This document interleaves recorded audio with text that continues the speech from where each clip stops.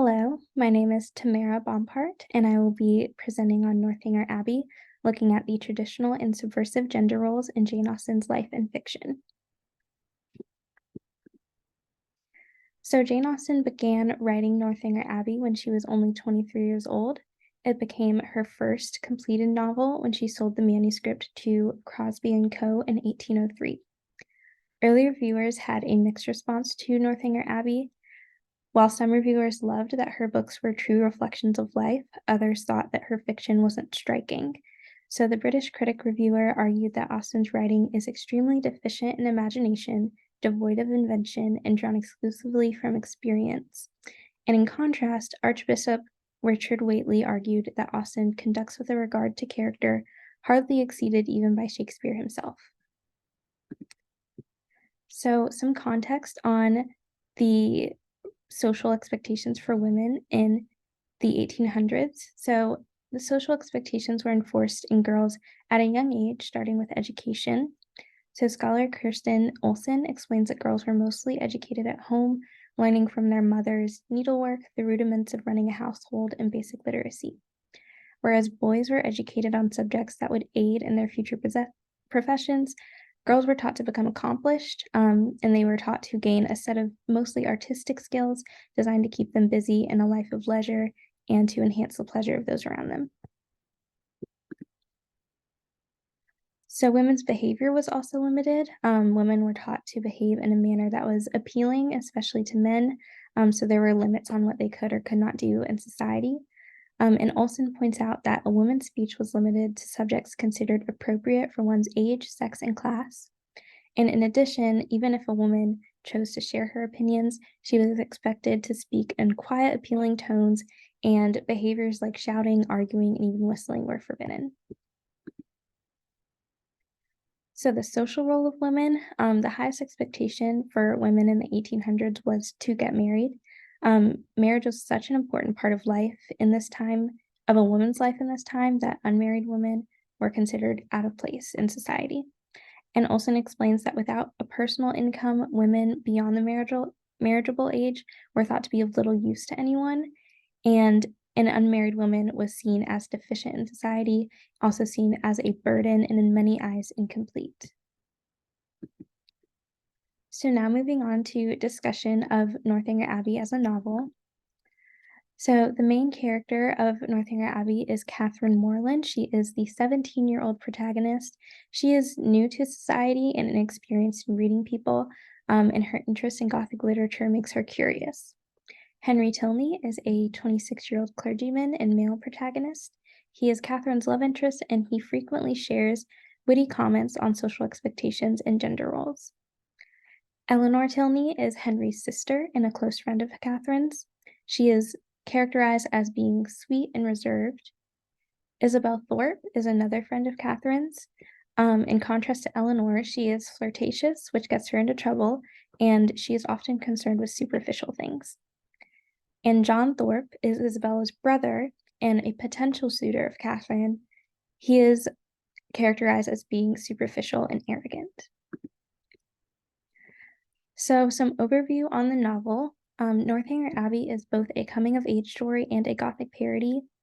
It follows Catherine, who visits Bath after being raised in a more rural lifestyle.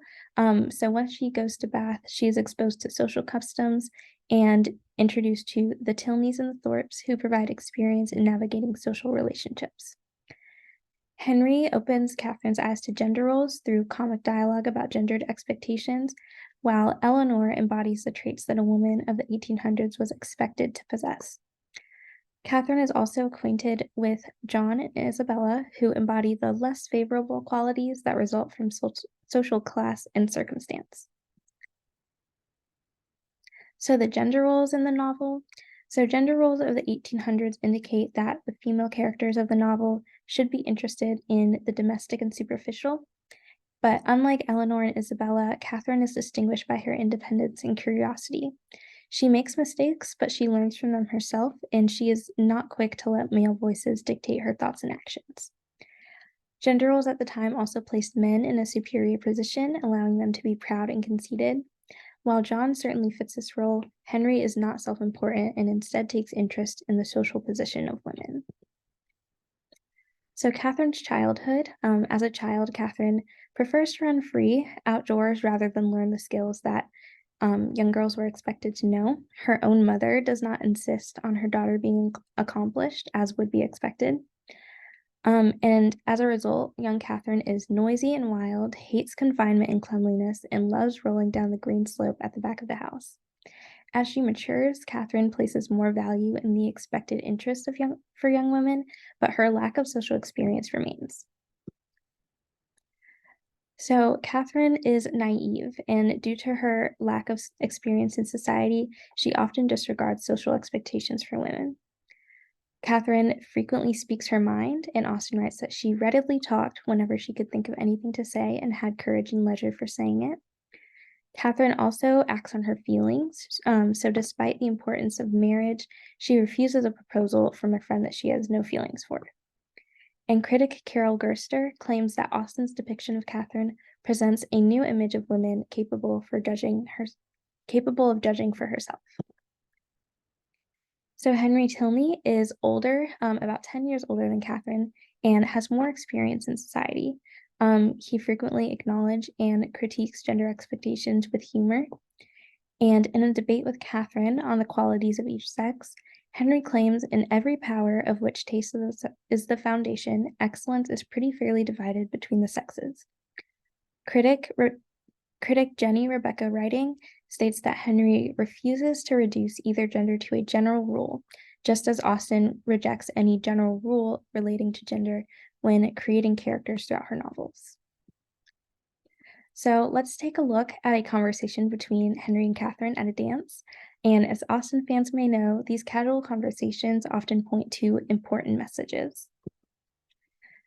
So Henry Tilney says, in both matrimony and dancing, man has the advantage of choice, woman only the power of refusal. In marriage, the man is supposed to provide for the support of the woman to make the home agreeable for the man. He is to purvey, she is to smile. But in dancing, their duties are exactly changed. The agreeableness, the compliance are expected from him, while she furnishes the fan and the lavender water. So some analysis on this passage.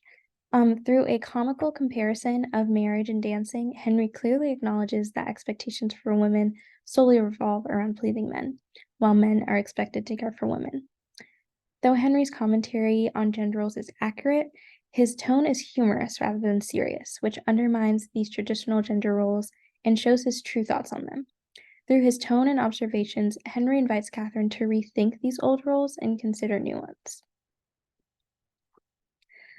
So Eleanor Tilney fulfills the expectations for a woman to have a measured demeanor.